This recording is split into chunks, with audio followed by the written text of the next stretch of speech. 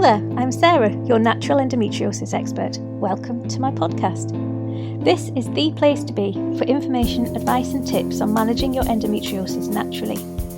I've been managing my own endo now successfully for about 20 years, and I've been running my own therapy business since 2008, helping others to do the same.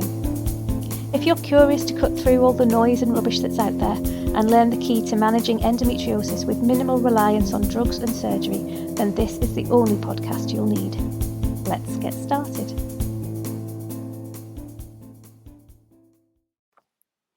Hello there, and welcome to this week's podcast.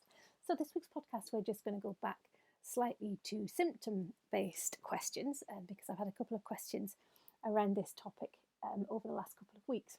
It is strange how sometimes you don't hear anything about something for months and months and months, and then suddenly, like buses, questions come all at the same time. So we're just going to talk this week a little bit about bacterial vaginosis. So I've talked about vaginosis before, but we haven't actually touched on bacterial vaginosis in these podcasts. So this week is all about BV. Some of the most common symptoms, some symptoms that you may be experiencing but that aren't that common, and also some tips about what you can do to alleviate the symptoms that you're feeling. So the first thing is that just to kind of allay any worries, BV is not particularly problematic long term in itself. It can, if untreated, it can keep coming back, or if the treatment doesn't clear it up completely, it can keep coming back. So you might get it recurring. That's perfectly common.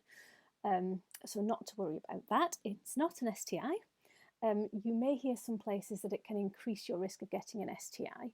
I'm not entirely certain why, and I don't know the sort of the stats behind that, but you may hear sometimes that it does. In my experience with my clients, that isn't the case. But that doesn't mean to say that it isn't the case, just that when I'm working with clients who have this, it doesn't necessarily lead to anything else.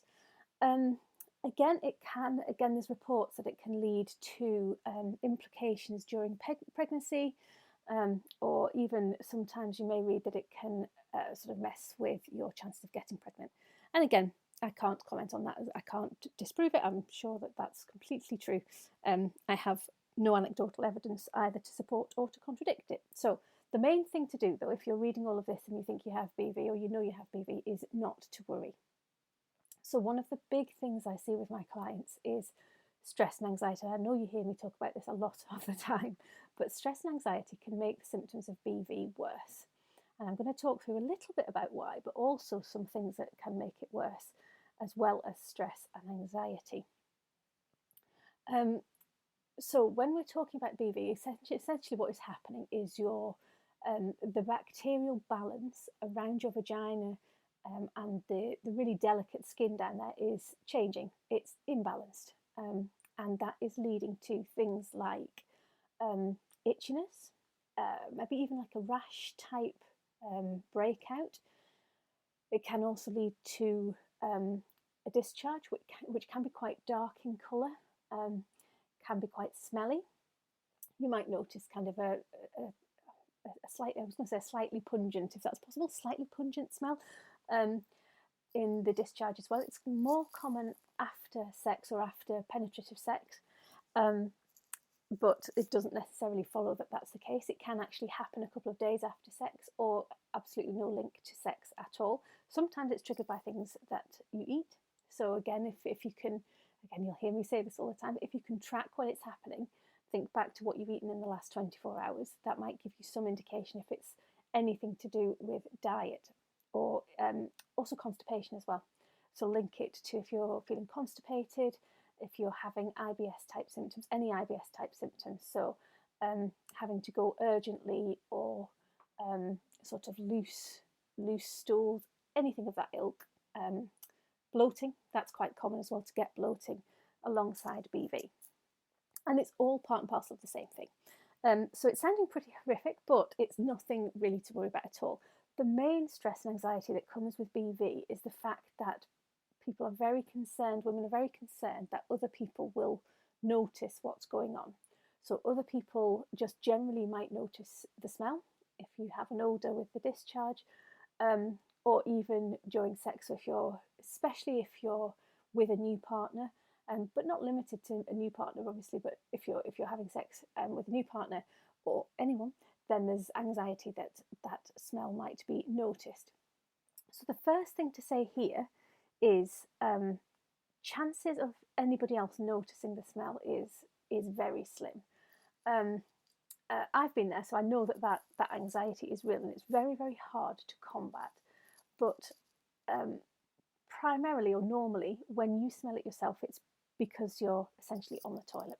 So your nose is a lot closer, you're kind of being mindful of it, you're checking to see if there's an odour there. But in day-to-day life, you're not going to be that close to anybody's, your crotch is not going to be that close to anybody's nose for a prolonged period of time. So chances are that nobody is going to notice the smell. It certainly doesn't happen just in passing, or if you're just sort of sitting next to anybody. So the first thing is really try not to worry about anybody else picking up on the smell. And similarly, when you're having sex, the chances of the odour actually emanating, if that's the right word, is quite slim as well. And communication, I mean, when I'm working with women to enjoy sex again, for whatever reason, then we always talk about limiting the pressure that you're putting yourself under and practicing good, honest and open communication with your partner. So again, have that conversation with your partner, explain to them what you're going through, what you're experiencing, and chances are that they are going to be very supportive. Hopefully they will be very supportive. So yes, just the main thing, the first thing is try not to worry. The second thing, drink plenty of water. Reduce your sugar content if you can. Natural sugar is better than processed sugar. So if you can reduce your sugar intake, so if you normally drink fizzy drinks or cordial, just switch to normal water, filtered if possible. Brews and things as well. Things that dehydrate us aren't fabulous, because dehydration is one of the main triggers for BV that I've noticed. So people who are dehydrated tend to notice their symptoms more than when they're hydrated. So keep hydrated. Interestingly as well, we tend to need to drink more when we're struggling with things like BV, and that's because our body is essentially fighting an infection, so it's working that little bit harder. So pay attention to the colour of your wee, and I know that BV can sometimes impact on your wee, but pay attention to your wee. If it's sort of a yellow colour, if it is strong smelling, then just up your water intake and make sure you are keeping hydrated. Also things like underwear. Now, probably your doctors have told you to sort of stay away from processed materials. So cotton underwear is essential. It's breathable, it's lightweight. What I've noticed as well is a correlation between the sort of it's not necessarily frilly, but the elasticated area around the top of the leg, that can really impact sometimes as well if you've got a bit of irritation there. So try and find underwear that has almost like the cotton right up to the edge of the pants, so there's no kind of frilly bit on the edge, if that makes sense. So as natural as you can, and the same goes for the period products that you're using. So don't use or try and avoid things like ultra absorbent pads. So the issue with ultra absorbent pads when you're struggling with BV is that the skin down there needs an element of moisture. And that's almost counterintuitive, and you will probably be fighting that because you're kind of like, oh no, I don't want more moisture down there. But actually we need that level of moisture, and when you're using absorbent pads, that moisture is getting taken away from the skin. So the temptation is to put a pad on to prevent people smelling any odour or to catch the discharge, but actually that's possibly adding to the symptoms. So if you can, avoid any sort of pad or period product, especially avoid the things like the Tenor Lady for more sort of urinal discharges and things. If you are going to go down that route, then please use natural stuff. So you can get unbleached is essential. You can get more natural pads, or even the washable fabric ones as well. They can be quite good. And actually you can get thicker ones, almost like terry toweling, which are best, because again, it's nice and soft and gentle on your skin. Tempting to use shower gels to wash down there, but please don't. Anything scented, anything that has fragrance, synthetic fragrance, is likely to cause a bit of a flare up. It reacts really badly to our skin, especially our delicate skin down there, especially if you've already got an imbalance going on. So just wash with water. And I include the area around your vagina in that as well, so the top of your legs as well, even that skin there.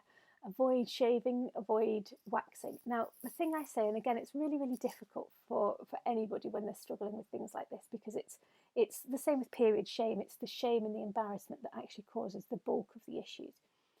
If you can, try and take a few days where you haven't got anything to do, where you've got a couple of days off work, or where you've got a long weekend, and either don't wear underwear or wear just sort of your baggy cotton pants. Don't put any pads on, just use water, and avoid shaving or doing anything like that. And if you can do that for a few days, then you should start to see quite a quick improvement in your symptoms. And I say should, and that's not to say that if you don't see a quick improvement in your symptoms, there's something seriously wrong. Everybody's different, everybody is different. But the more natural you can bring, the more sort of natural stuff, natural situations you can bring, then the sooner you should see these symptoms kind of just pull back a bit. So similarly, if you're getting the symptoms after sex, try and steer away from sex or penetrative sex if you can. And again, knowing what's triggering your symptoms is vital. So is it penetrative sex? Is it other stuff? What's going on?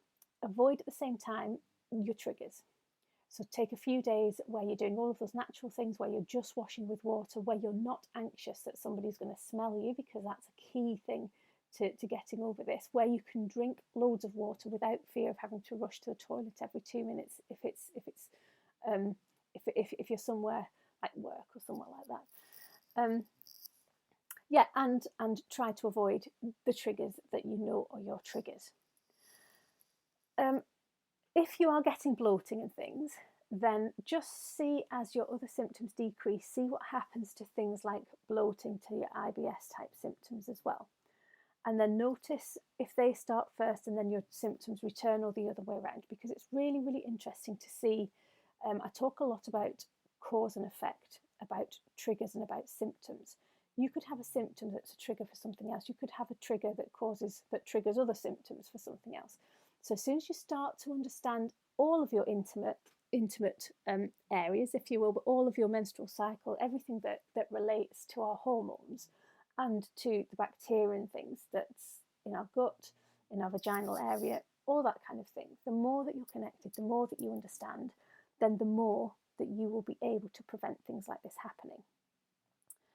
So I hope this helps. If you're getting any pain and itchiness, again, I've heard some people say that their doctors say that this isn't BV, but it can be, because what can happen is the area just gets a bit irritated, especially if you're using pads, if you're using absorbent pads, or if you're popping talcum powder down there, or if you're even spraying. I know people that spray perfume on the crotch of their trousers or on their pants. Well, that's the other thing. Just wear skirts. Excuse me. In the time where you're taking that time out, try and wear skirts. Try not to crowd that area. So be really, really gentle. Just try and wear really loose fitting clothes, and avoid jeans and things. But I know some people who have sprayed perfume, sprayed deodorant and things. If you're doing things like that, then that's just going to make your symptoms worse, which is really awful, because they're the things that make you less stressed and less anxious about it. And I do get that it's really, really hard, and it's easy for me to just sit and say, yeah, try not to do anything for 4 or 5 days. That can be quite anxiety inducing, which is why I say try and do it when you've nothing in the diary at all. But it will have a massive impact. And then once you understand what's triggering it, you can stay away from the triggers. What's causing it, you can stay away from the causes and try and address the causes. If you do have any questions, then drop me an email, or speak to other people like me. There's loads of us out there. Or go back to the doctor as well. If you go back to the doctor, take with you your tracking, so you can say, well, this happens when this happens and that happens when that happens. Show them that there's actually correlations between things. Write a list of your symptoms, and don't take no for an answer. If you've been to see one doctor already and you're not happy with the advice that they give, then please do go and see another doctor. You have the right to decide who provides your care, and you have the right to change your GP or ask for a different GP if you want to. So I hope this helps if you are struggling. My thoughts do go out to you, because it is not a nice thing to have to go through. It is very anxiety inducing, and it can have massive impact on our self-esteem and on our feelings of self-worth as well. And it's really, really difficult if you're facing BV or anything like this to keep your self-esteem and self-worth up. But rest assured, the majority of times nobody will even know that you have it. The smell isn't as bad as you think it is. And try not to worry. And all of these things that you do, stay hydrated, eat as naturally as possible, dress in loose-fitting clothes, all of those things will help. Good luck on your journey. Thank you for listening. Thank you so much for tuning in today. I really hope that you found this podcast helpful. If you did, please hit follow so you can listen to more, and please also share it with anyone else who you think will benefit. And don't forget, if you're looking for women's health treatments, workshops or support within your workplace, you can find all of my services, including our monthly virtual clinic, over at www.healthyinwomenshealth.com. I'll see you next time.